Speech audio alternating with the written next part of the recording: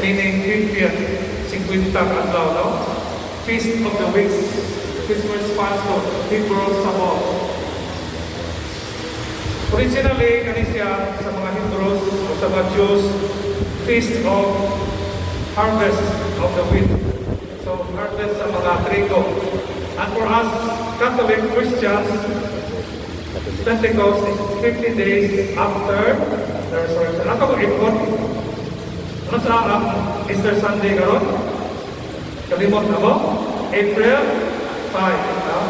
So April 5. Kailan makaadlaw April 30, no?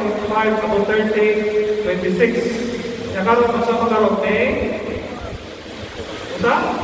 May 24. So 26 plus 24, exactly 50 days. No? Una Pentecost. Pentecost marks the last day of Easter season.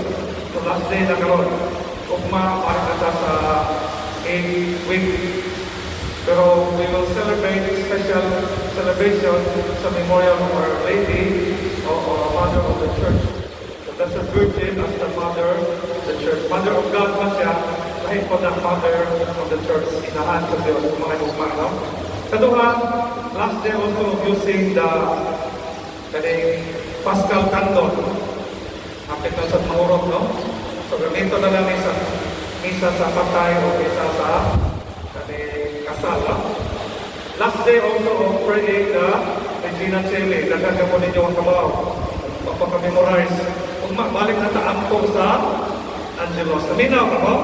Okay, paminaw na alis sa magkati. So, Angelos. Kung balik na sa Angelos, no?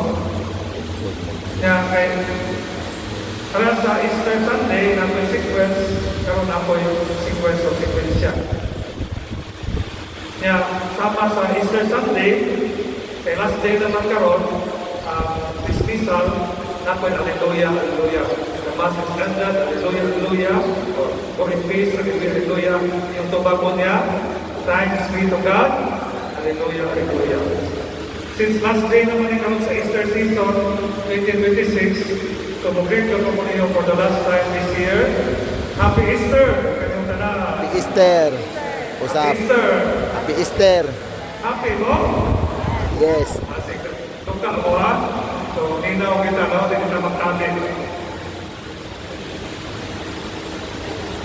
The sending of the Holy Spirit.